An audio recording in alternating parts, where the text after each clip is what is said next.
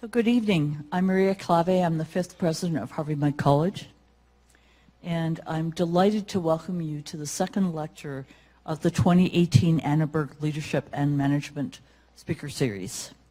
So on behalf of the college, I'd like to express our gratitude to the Annenberg Foundation and to trustee and class of 1989 alumnus Howard DeChong and his wife Jeanette for providing this opportunity each year to bring distinguished executives and industry leaders to Claremont to share their valuable knowledge and experiences. And I just want to point out that Howard is not just an alum, he's now a parent of a first-year student at Harvey-Mudd College.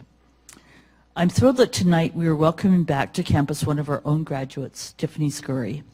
Tiffany earned a Bachelor of Science degree in Engineering from Mudd in 1987 and went on to TRW Space and Electronics, where she worked in the test engineering group.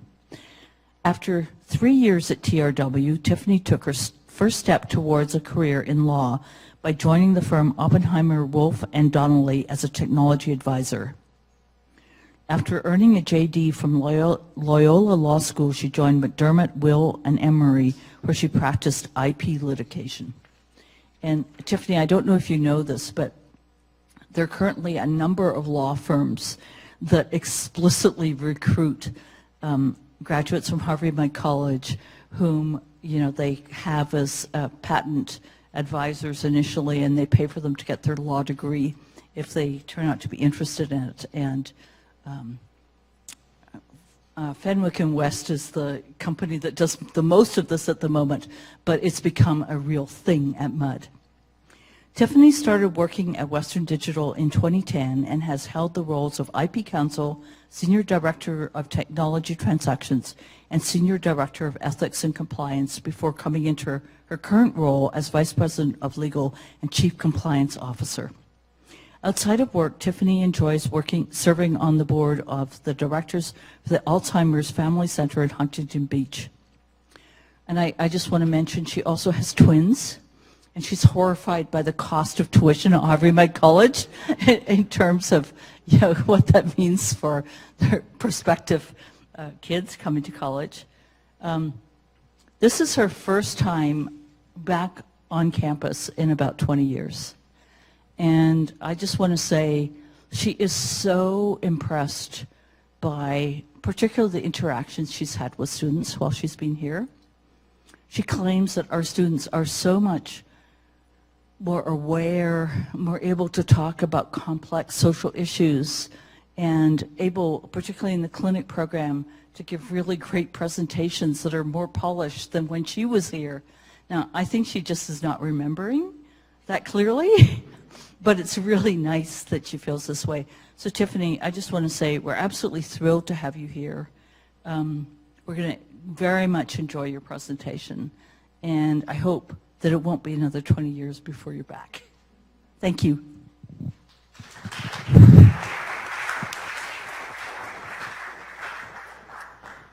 Well, thank you, President Claw, for the lovely introduction.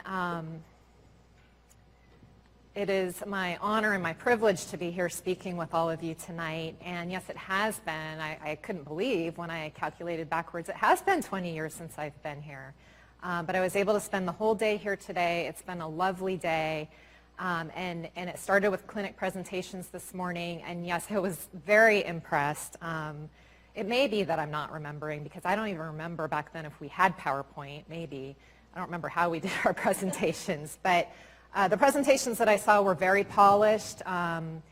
The students are very comfortable. They're comfortable explaining the materials, and if you were nervous at all, it didn't show.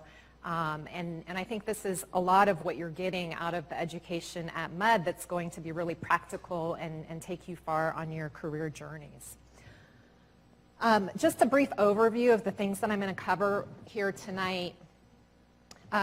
Most of these topics are ones that you have probably heard from many of the speakers that have passed through here, especially numbers 2 through 5. And that's okay. I mean, it's good to hear about these things. It's good to get different perspectives. And any communications person is going to tell you if you want to get your message across, you've got to say it at least 7 times. So For any of these things, you're going to have to hear it at least 7 times. So if I'm covering old ground, that's good. It's just another data point for you to consider as you make your own decisions on these topics. But where I thought I had some unique experience to share with you is on this first topic, and that's why I'm going to lead with it. And this is about ethics and integrity. And it's very important for businesses, and I think it's very important for future leaders like all of you. And so with that, I'm going to start with a video, which I've enlisted some help here to make sure that I don't goof it up. But this will give you a sense of what my team does at Western Digital. We're the Global Ethics and Compliance team, and so we're responsible for helping to set and support and shape the culture of ethics and integrity that we have at our company. And so I want you to have this background then for the rest of the presentation on why this matters.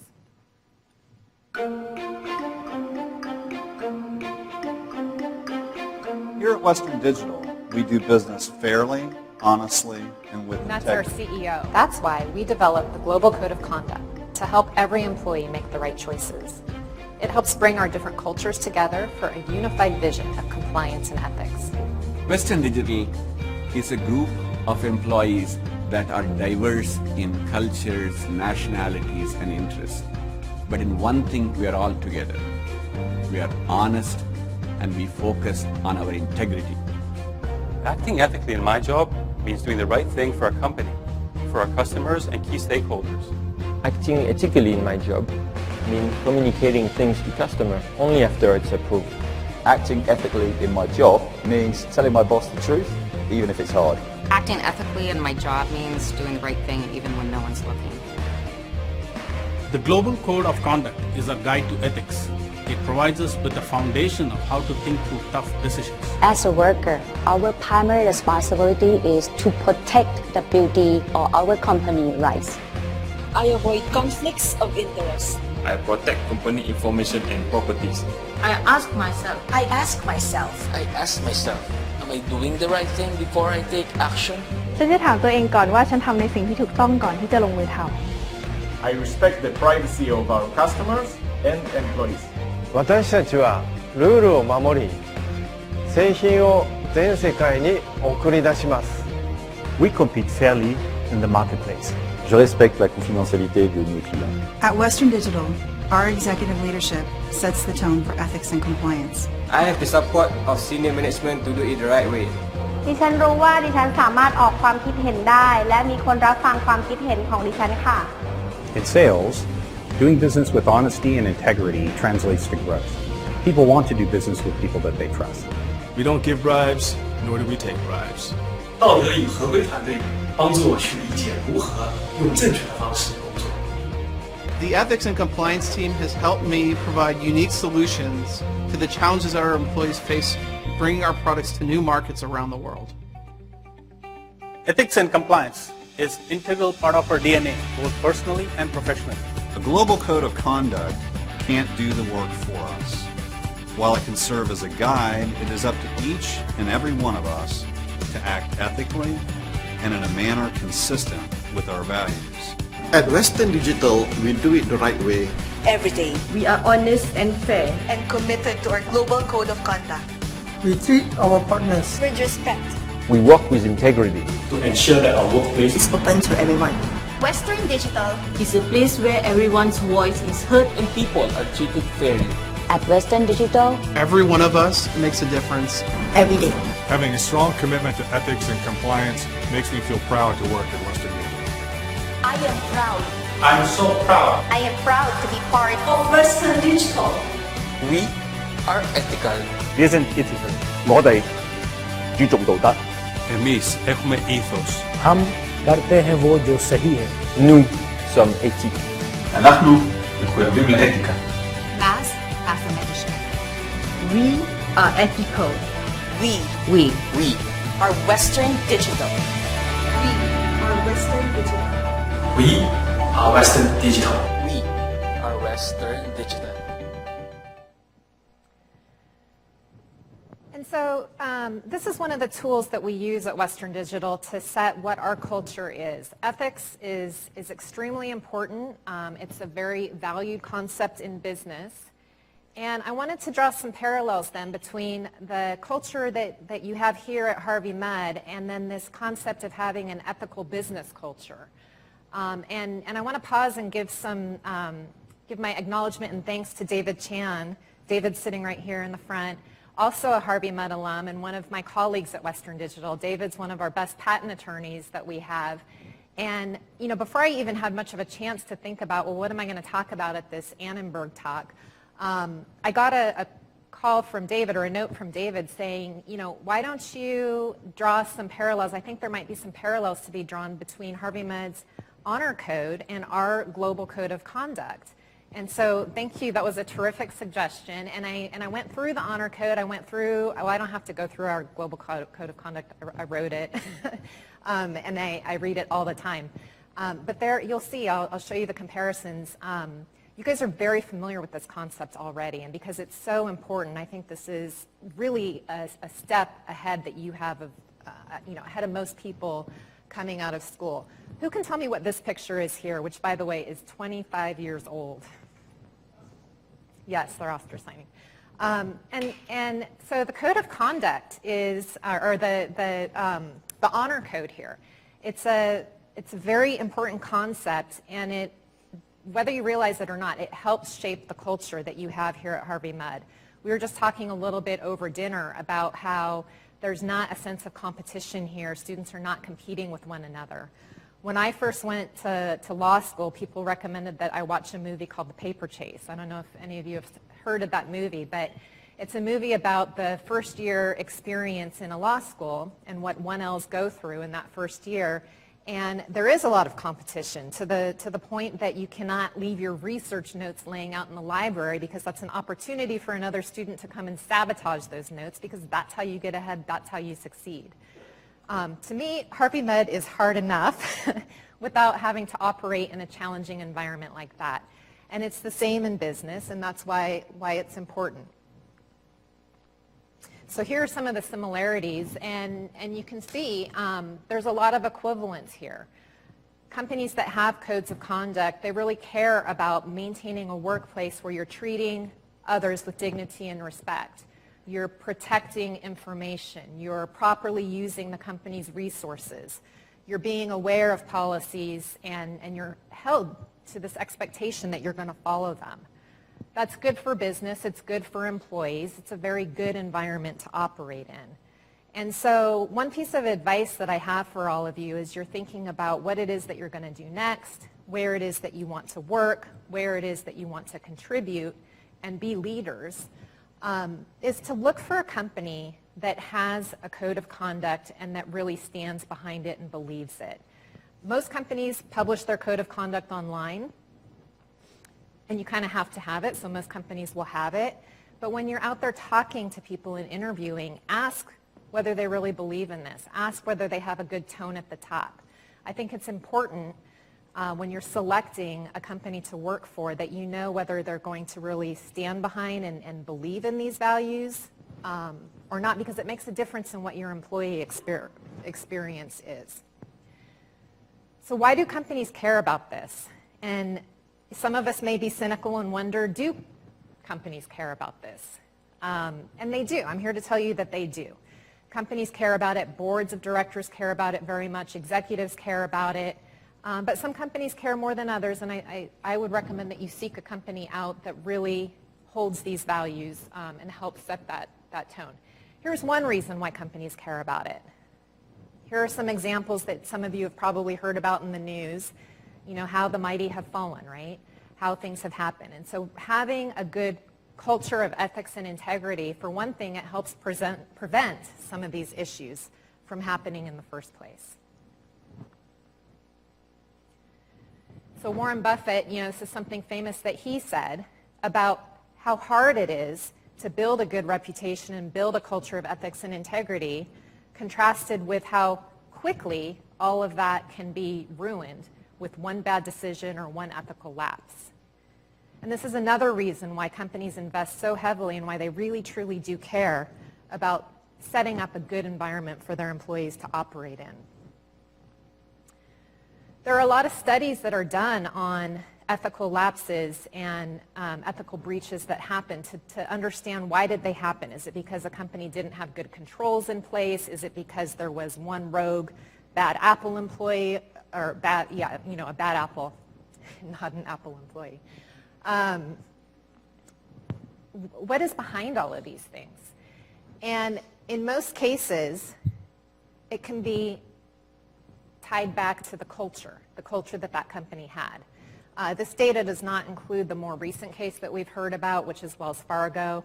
That's being extensively studied right now. And again, what they're finding out is that it was really caused by the culture that existed at that company and the tone at the top. And so if ethical lapses are so costly to businesses, then they're also concerned about the fact that enforcement by regulators is only increasing. And it's expected to continue increasing. And it's not only in the US now, it's not just the SEC and the DOJ, it's not just the UK, which has their anti-bribery provisions, but it's growing. It's in many other countries now, where regulators are holding companies to these expectations, and they expect companies to be responsible and to have the right culture and to prevent these kinds of issues from happening. Another reason why companies care about having a culture of ethics and integrity is because it's good for employees. And companies realize that in most cases, employees are their number one asset. And so they care about the employee experience. They care about keeping employees happy. And employees want to work in environments that are ethical, where they are supported in making the right decision. And another reason that even the cynics among us have to agree with is that it's just good for the bottom line. This is a comparison of MSCI, which is an index, I believe, of mid and large cap companies, compared to the blue line, which is something called the world's most ethical companies. There's an outfit out there called Ethisphere who rates companies every year. It identifies the world's most ethical companies. And so according to their analysis, there is a positive difference or impact on having a culture of ethics and how the company performs. So it's another good reason for investing in ethics.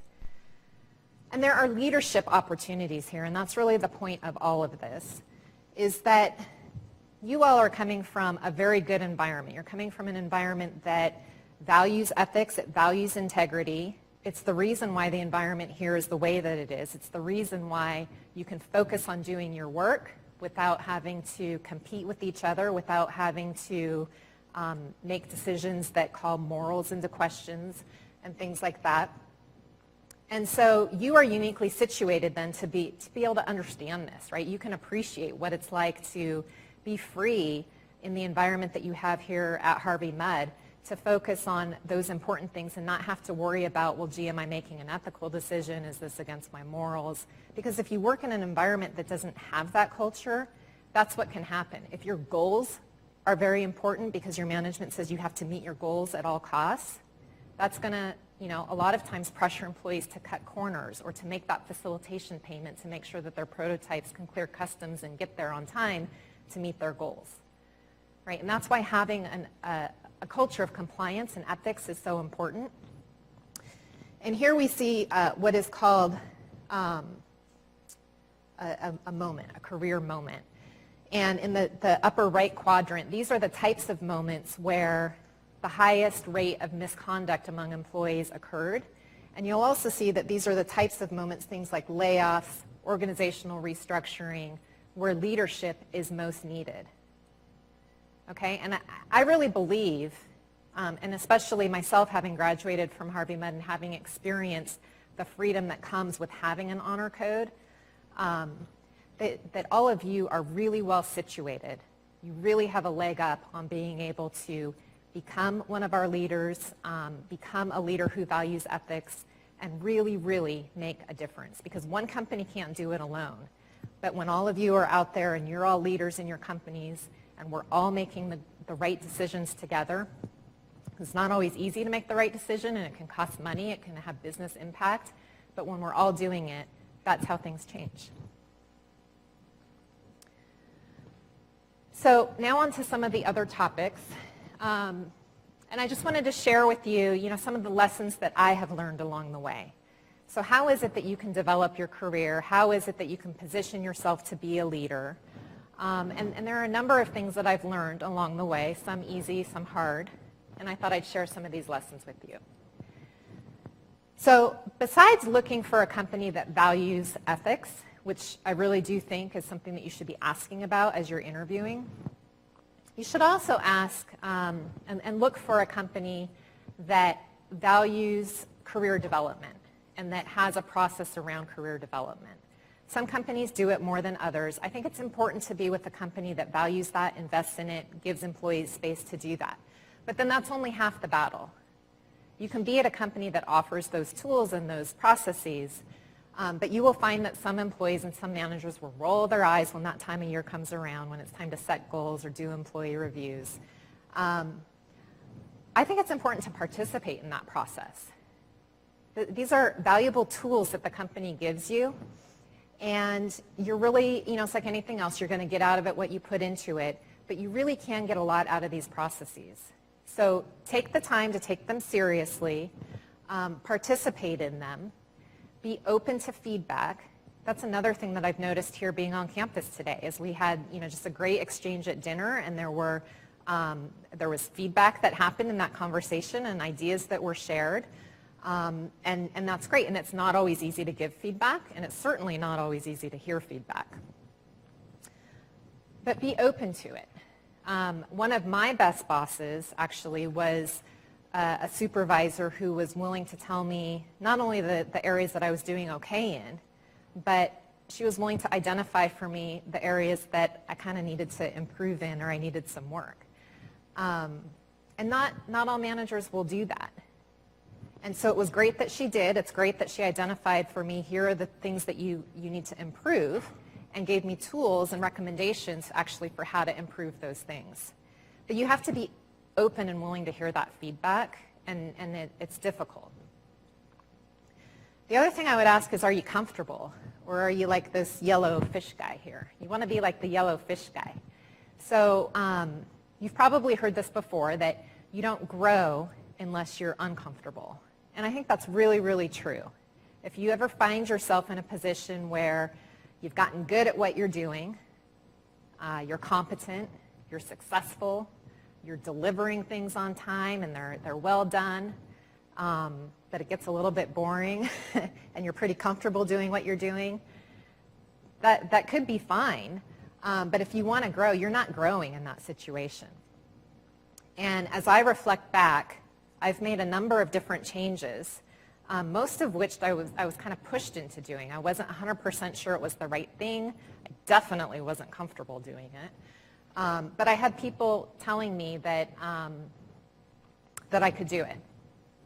And so I believed in those people that were telling me. This is another way that you can be open to receiving feedback. It's not always, negative feedback, but sometimes our inner voices can talk us out of things, or can tell us that we're not good enough to do something.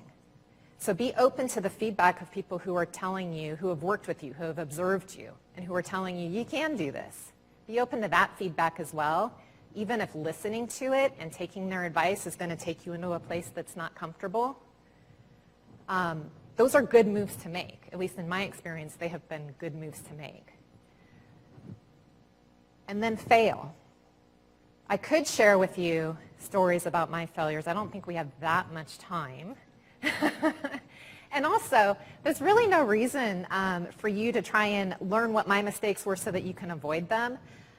Because for one thing, you're all going to fail at things. I mean, it's just a fact of life. So be prepared. It's going to happen. And for another thing, you never learn from somebody else's mistakes as keenly as you learn from your own. When you do make a mistake and you fail, it's not going to happen again because you really learn the lesson well. So some of you may have heard this before. I really, really like it, that fail is a first attempt in learning. It's so true. It's so true. And so you are going to fail at things. You're going to fail at things in your career. You're going to fail at things in your personal life. And it's okay. It's part of the life experience. And so be prepared for that. And don't let it get you too down, and just remember that that's your first attempt in learning. Pick yourself back up and move on. Okay, working hard and working smart. So my message here is about first impressions. Harvey Mudd students for sure know how to work hard. I know that. You would not be surviving this place if you didn't know how to work hard. But don't fall for the notion that just because you get through Harvey Mudd, everything afterwards is going to be a cakewalk. That's not true. Life is hard. Life is really hard. And you're going to have to keep working hard. So I know you have the skill to work hard. But when you get out there, you're going to have to continue working hard because you're going to be making first impressions all over again. How many of you have heard that work-life balance is important?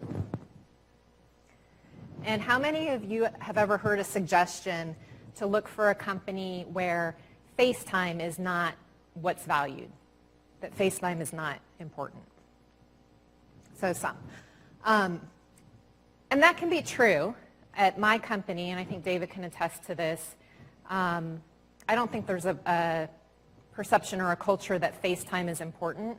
We all work remotely, and we're traveling globally, and so people are in the office, out of the office. I work from home a lot. As long as you're getting your work done, it's good. But that said, even if you can find a job that's like that, that rule doesn't apply to you for, like, I don't know, the first 9 months, 12 months at least. You can't start taking advantage of that perk until you've earned your stripes. And I really, really believe this. I've seen people fall down on this, and I've seen people go sideways on this. You've got to keep working hard, especially when you're new on the job, and new on the job is at least the first year, I would say. Because you've got to get people to know who you are. You've got to get people to understand that you're a hard worker, you're competent, you're reliable, you go above and beyond, you stand out in that way. Once people know that about you, then you can start taking full opportunity of the different perks that your job may offer. If you need to work from home, people are going to say that's great because you're a valued asset at that point. They're going to want to keep you happy. So I guess my message here is just not to act too quickly on the work flexibility and the work-life balance, but to put in some time at the front end to really work hard, really shine, really earn your stripes. It is important. It's an important investment. Okay. There's also working smart, though. Another thing we talked about at dinner was that we all do have this tendency to work hard and to work too hard. We went around the table and talked about a magic wand, what one thing we could change if we had the magic wand, and somebody said 8 more hours in the day, and then we talked about whether, we would put that 8 hours to good use. Would we sleep and use it like we should, or would we just do more things and work harder? And we do all have this tendency to work hard. So you do need to kind of resist this urge and think about ways to work smart. Part of it is being organized, and you can be organized with your projects and your work. You can be organized with how you structure your day. They say that decision-making is one of the most complex processes that our brain goes through. So a lot of people will do things like they'll structure their day to make sure that they're making their decisions early in the day, first thing in the morning, and then the second part of their day they're doing things that are more like meetings and check-ins and things like that, but they're reserving the morning portion of their day for doing the decision-making. Some people will go to extremes. Steve Jobs famously had his one outfit that he wore, right? And that's about decision-making. I mean, even trying to make a decision what to wear in the morning, any decision that you have to make is taxing. So you can be organized in these ways and try and structure your day, try and structure your project so that you're getting things done in a very smart way. But there's also a lesson to be learned in not overpromising. And I like this quote that's here because it can be scary to say no, especially if you're new on the job. Somebody comes and asks you to do something and you want to say yes because you know you can do it, you want to be helpful, you want to start earning that great reputation. Why would you say no? But then someone else comes and asks you, and then someone else comes and asks you, and before you know it, you've said yes to too many people, and now they're all going to be mad at you in 3 weeks when you can't deliver any of their stuff. So saying no can be tough, but saying yes can get you in a really, really bad place. And I do agree with this quote here that there is a way to get around it without saying yes or no. So what you have to do is when you're being asked to do too many things, you've got to be honest about what's already on your plate. Because the work that somebody is assigning you, it's not really your work. I mean, it's their work. It's their projects that need to be done. And so you've got to get them to get together, right, and work out the priorities. You don't understand their priorities maybe, so maybe you're not the right one to be saying that this project is more important than this other person's project. But you have to be honest, right? And you can say, this project sounds really interesting to me. I would love to work on this. I've got these other 2 things in the queue that are due on these dates, so I'm not sure I can work out the scheduling, but can you help me figure out what the priorities should be? And then those 3 people will have a conversation and figure out how you should get the work done. And so this is how you can navigate situations like that without saying no, without saying yes, and still showing that you're willing, you're engaged, you're eager to help. But overpromising is one where I've seen a lot of people get into trouble. And I felt pressure myself, especially at the law firm. When you're an associate, a young up-and-coming associate trying to impress the partners and trying to make partner yourself, you never want to tell a partner no. You just don't. But the associates that got into the worst trouble were the ones who always said yes. And then they said, oh, because you get in over your head too quickly. Okay, setting yourself up for success. Hopefully none of you ever has a boss like this. But there are some lessons to be learned here. And I think at the end of this movie, actually, although she figured out how to be successful, she decided this wasn't for her and walked away. That can be a good lesson as well. But don't worry just about the work that's on your desk. I mean, that's your problem. You have to think about it. You have to figure out how you're going to manage that. But who is it that you're supporting? Who is it that you're working for? What are the issues that they're dealing with? Try and think about that. Try and think about what is it that your boss has to do? What are the stresses that she has? Who is it that she has to go present to next week? How can I help her with that? And so don't wait to be given assignments and tasks, but figure out how you can make someone else's life easier, and preferably your boss. Support your colleagues. And again, I think this is something that's pretty natural to the Harvey Med population, but don't compete with each other. Right? I mean, that's not going to really help anybody. Compete with yourself. You can always try and improve your own self. But don't compete with each other. Support each other. And this is really, really important. Opportunities are going to come along. They will. You're not going to be able to anticipate what they are, but it's going to happen in the natural course. When an opportunity comes up, you want people, when they're sitting around thinking, well, who is it that could do this job? You want them to be thinking of your name. And the way that you can do that, the way you can set yourself up for that, is to make sure that you're known as somebody who is always supportive. You're always supporting your colleagues. You're always offering a hand. And you're good at making your boss look good. I think that's a really, really key tip. I've seen people be very successful doing that. And then find a mentor. We all need mentors. And be a mentor. You learn things on both sides of the mentor-mentee relationship. And hopefully you guys are already doing that. So as younger classmates come in, you're mentoring, the frosh and the up-and-coming students. But this extends into your career life as well. Everybody needs a mentor. Everybody needs a champion. The opportunities will come up, as I talked about. But you usually don't get into these roles or get these great opportunities all on your own. It's not just because you worked hard. It's not just because you're competent. It's also because you have somebody pulling for you. It's because you have a champion. So you need to think about that. Develop your network. When I first started at the law firm, they told us that having a network would be important and that we should be spending a portion of our time developing our network, because ultimately if we're going to be partner, then that's what it's all about at that point, is you got to have clients. And how are you going to have clients unless you have a network?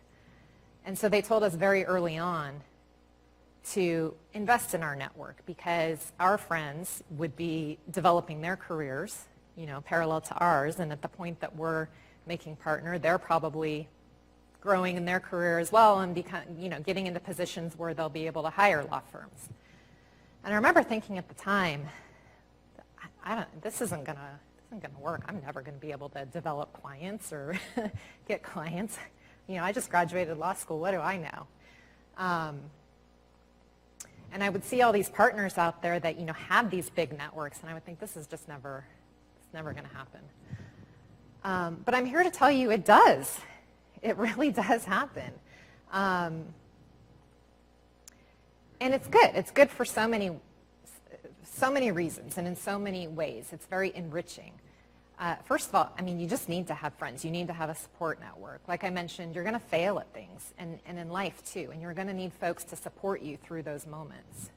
But there's going to be good times as well. And actually, a lot of my opportunities along the way have come from my Harvey Mudd network.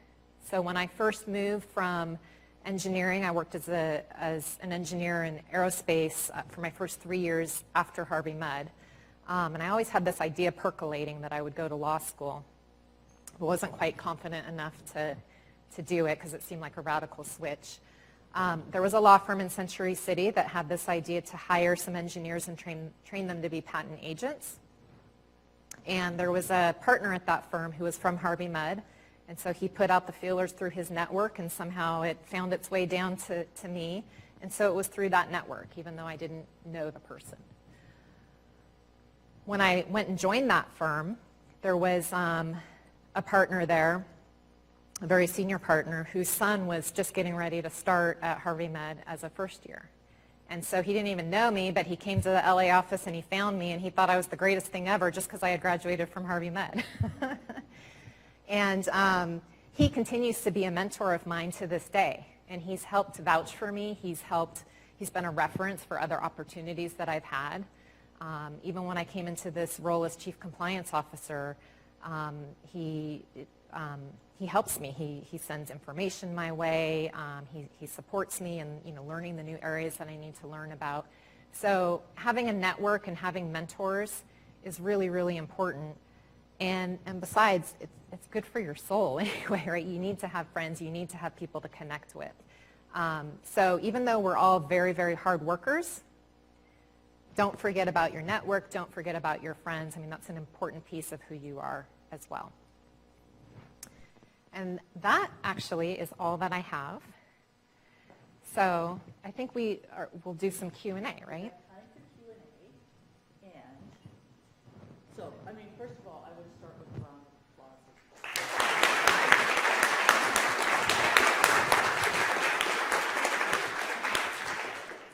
I got to say, there wasn't a single thing you said that I don't agree with, 100%. So, amazingly good advice. And we have some time for questions from the audience. Oh, you're such a shy group. Okay, yes. Well, I think one thing that you said that resonated with me is, you mentioned working for a number of different partners. You don't want to overpromise and deliver when you know a lot of different folks to answer to. What have you found is a good way of sort of getting into the role where they're, expected to handle all these things coming at them from a bunch of different directions? What have you found to be a good way to bring this up? And maybe all those things are coming at you at once. Sometimes it's pushing your ethical boundaries. Yeah, it's a good question. And I would take it right back to ethics for answering it. Be honest. Just be honest. Everybody has been in that spot before. And so if you're able to just be honest, with that last person who comes to you with the project, or maybe you've already said yes and you find yourself in this situation where you've got too much and you can't handle it. You have to pick up the phone or walk down to those folks' offices and you have to say, look, I'm new and actually I didn't even know how much I was committing to when I said yes to this, this, and this, but now that I've gotten a little bit into these projects, I realize how much is actually involved.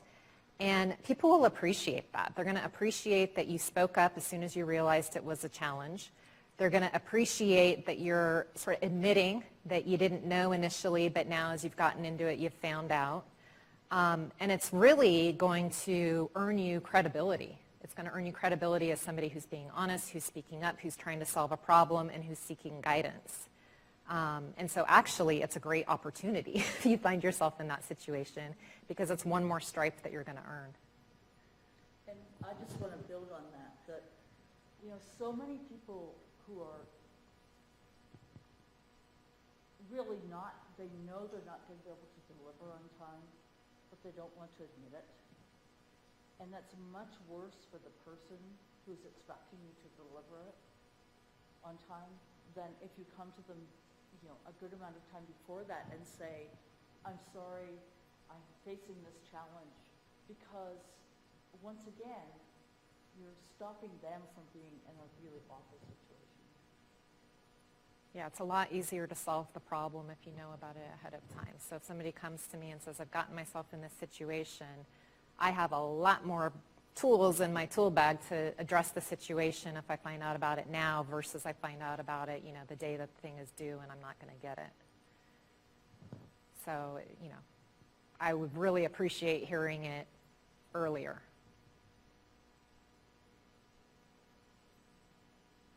Yes?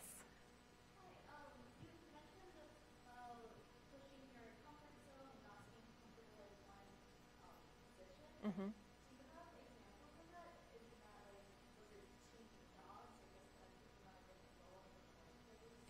I have a few examples. I have some examples of pushing myself to be uncomfortable, and I have examples of where I tried to stay in a comfortable space because I thought that's what I needed at that time in my life.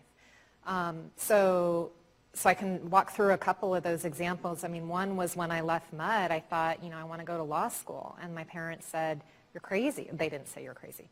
But I took the LSATs when I was in my senior year. I applied for law school, and they were a little bit discouraging of the idea. I think they were prouder of having a daughter who was an engineer than a lawyer. And so it did feel like maybe this was just some crazy idea I had gotten, and the safer course felt like, going to TRW. I had done my clinic project with them. I was kind of comfortable doing that kind of work, and it seemed like the safer option, so that's what I did. 3 years later, this opportunity came up to go to the law firm. And it was uncomfortable, but it was exciting. So that was a pretty easy decision to make. I went to the law firm. I mean, it was uncomfortable in the sense that at TRW, I was working in a lab. I had steel-toe shoes. I had a lab jacket. All of a sudden, I'm up on the 38th floor in Century City with a big, huge window office. Like, I literally had to go to Nordstrom and ask the lady to pick out 5 days, Monday through Friday, worth of clothes for me. This was not an environment that I was comfortable in. But I adjusted.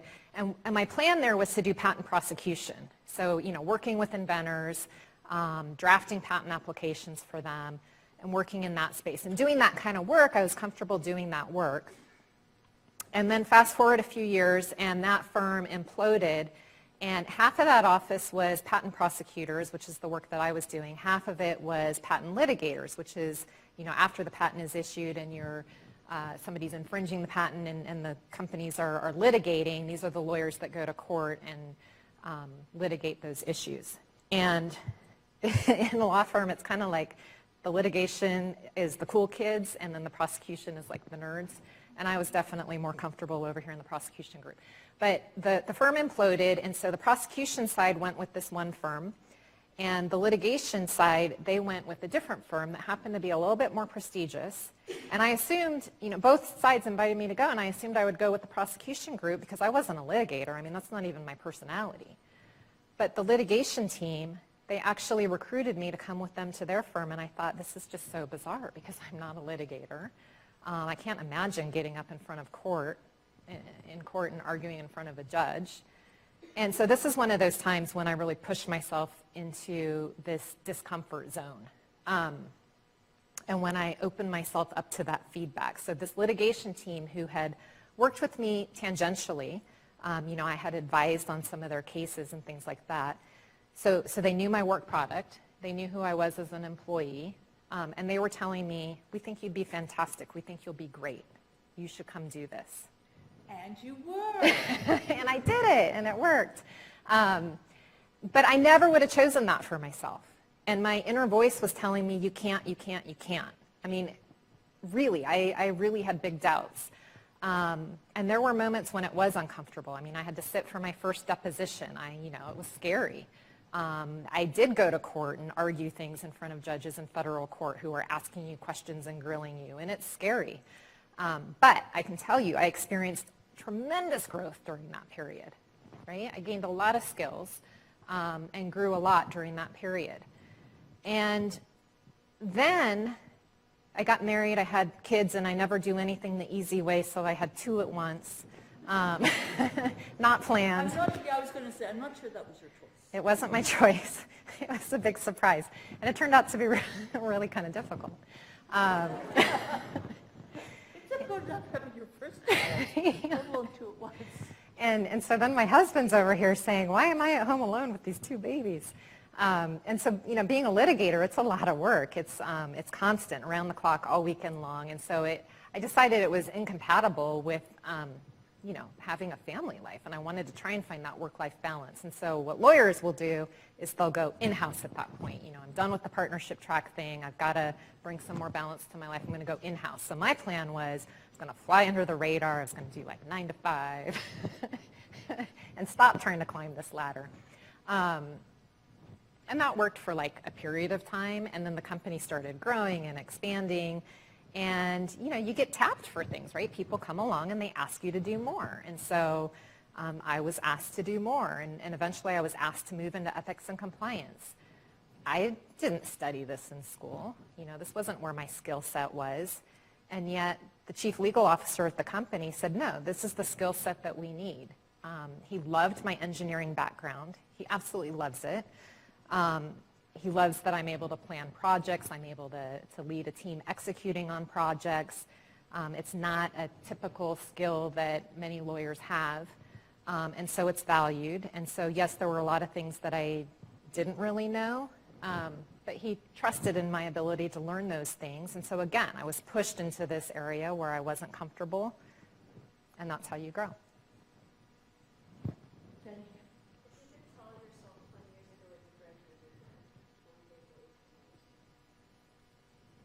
If I could tell myself when I graduated MUD one thing, what would it be?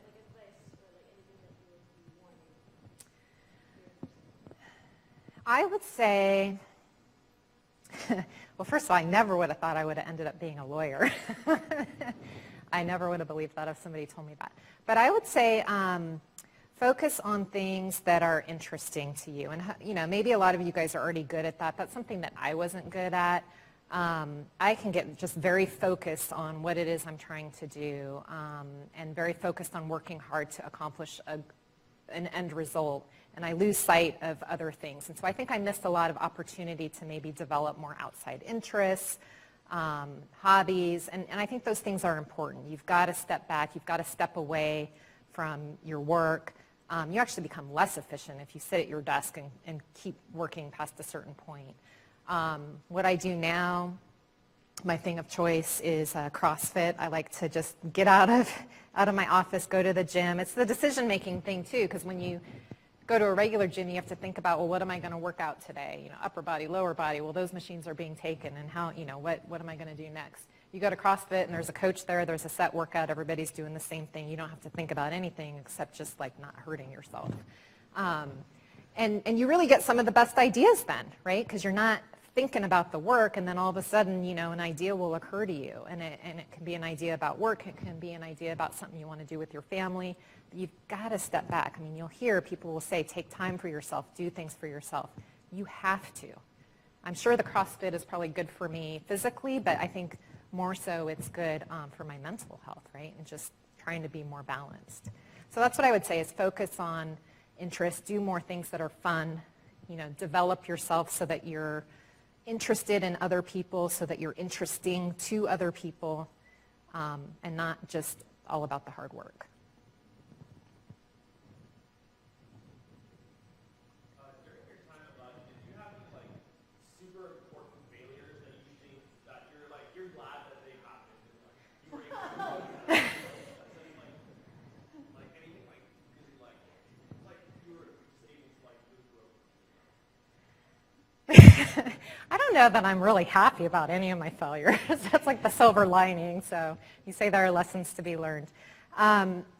So when I came to Med in my freshman year, it was a shock to me. So I think I was doing fine, but I told you about that voice in my head. And the one in my head can be brutal, and it can really tell me that I can't do things. And I've gotten a lot better about it, as I've gotten better at ignoring it. Yes, yes. Because I've learned now more than the voice knows. So, but what would happen to me in my freshman year is I would freeze on exams. And actually, when I took the LSAT in my senior year, that happened as well. There's no reason I couldn't do well on the LSAT, and I froze, and I had to retake it. So I don't know what it is, and I don't really tend to do this as much anymore, but I would freeze, and so I got some really terrible grades on my exams, and I thought, maybe this was a mistake coming here. But the school was really supportive and talked me through it, and there were some solutions. There were some things that I went through to like work on it. I had to do something weird. I had to go and they actually hypnotized me. It was really weird. Do we still do this? Has everyone been hypnotized? It was really strange. That was and phase. With like a blue marble, and so then they. I've never heard of anyone being hypnotized with a blue marble. Okay, this is very interesting. Who hypnotized you? It was like, I don't know, at the Was it MCAPS, the Monster Counseling Center? Yeah. It was that place. Okay, well, just think, it was the late 90s. It's been a long time. And so then they said I should like take this blue marble with me when I had exams. So anyway, I didn't really believe in any of this. Okay, are you carrying blue marbles No, with you right now to pass out? Because like I'm over it now, but the message that I got from that was that clearly there was some sort of block that I was putting on myself, and there was a way to overcome it, right? And so I really just needed to figure out how to relax during exams and stop freaking out. And that's something that can be applied, many places in your life, right? So although it was odd and it was strange, it was kind of a good thing to go through because I learned sort of how to overcome those fears. I just want to recommend this bit about wearing the same thing every day. Reduces stress. Some of you have noticed. I have learned this in the recent past.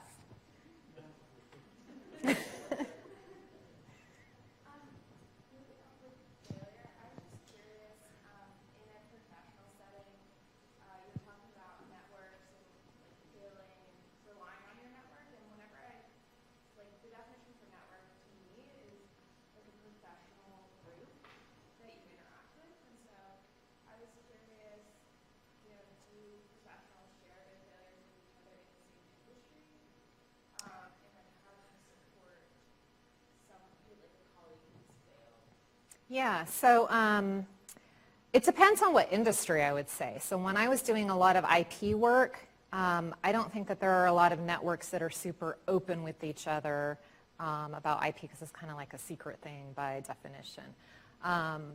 In the compliance space, in ethics and compliance, there's a lot of collaboration in this field. And so there are a lot of professional networks that I belong to, and we get together frequently. And when we're not getting together, we're exchanging emails, and we're always benchmarking against each other, sharing ideas.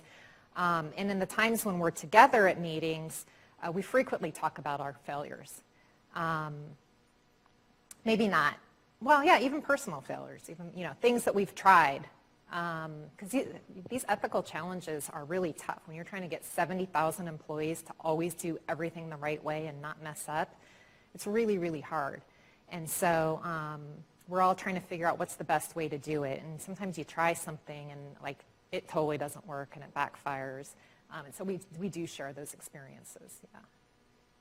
Okay, we've got one last question before we go for desserts. I really like your video. That was really actually inspiring. We're here at Harvard, I've worked in Harvard University before, and it's very difficult. I know to change the culture. Yes. And so I just want to know what your is meeting as compliance officer and policies, or what is it that you use to get everybody on the same page?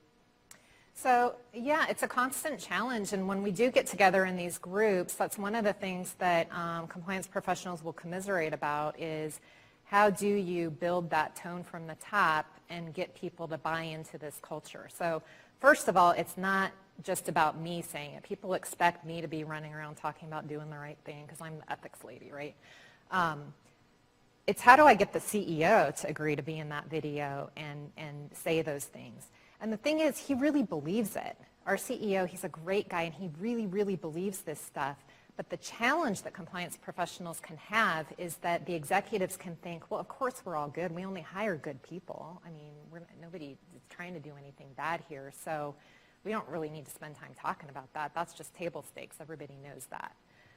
And that's not true. Employees need to hear. They need to hear this direction from the CEO, from the top leadership, that doing business the right way does matter.